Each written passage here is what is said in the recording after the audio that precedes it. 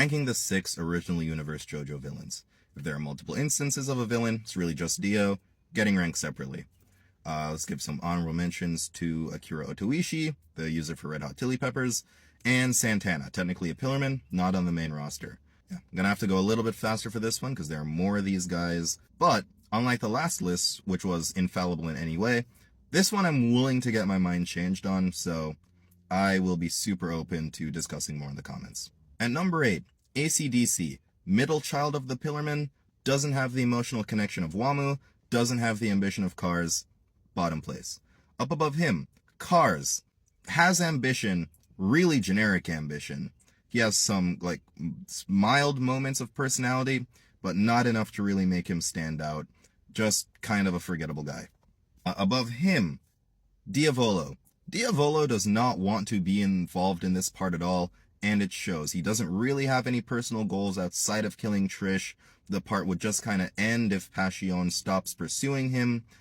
And, he has the drip, but I just don't really vibe with his personality all that much. He has the ability to move up if you consider Doppio to be a part of his character.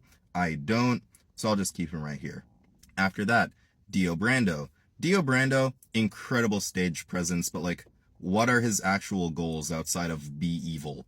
He wants the Joestar fortune, but how quickly does he actually stop going after that? I think Dio Brando suffers the most, however, from the way part 1's structured.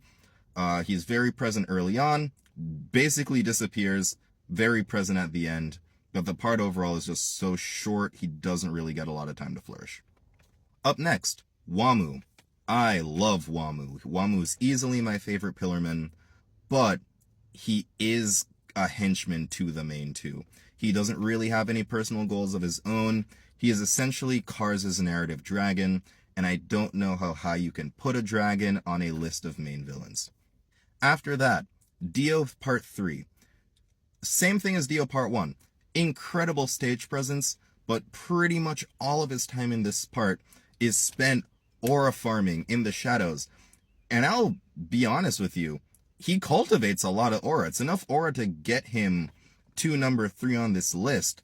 But what are Part 3 Dio's actual goals? We learn more about him in Part 6, but within Part 3, again, what are his goals besides be evil? I'm just gonna say it. His power-up, once he gets, Joseph's blood, chopped. The green lipstick clashes with everything he's been doing so far. Honestly, it loses him points. But I will say, if you like that sort of main looming bad guy thing, then Dio probably is a strong contender for number 1. But let me pose you this question. Do you think that the Fire Lord is the best villain in Avatar? If you answer yes, then I think Dio's number 1. If you answer literally anything else, I think he's perfect right where he is. And number 2, Yoshikage Kira. Despite everything going on with him, I think Yoshikage Kira is actually the most dynamic villain that we get. Unlike the others, where he's not some sort of supernatural evil, he's not a mob boss, he's just a guy. He's a guy who we see when he's losing, he's a guy we see when he's winning, he's a guy we see, struggle, and he's a guy we see, get egotistical. And, I don't know, I think we get so much time, especially, we get full episodes devoted to just following him. I think he's the villain that we get to know the best, we get to learn what's going on inside of his head the most, and I think it just really earns him a lot of points. And finally, at number 1, Enrico Pucci. Again, I am now about 2/3 through Part 6, and I just really like Pucci. I think he retroactively adds a lot to Dio's character. He is the biggest Dio glazer, both metaphorically and literally.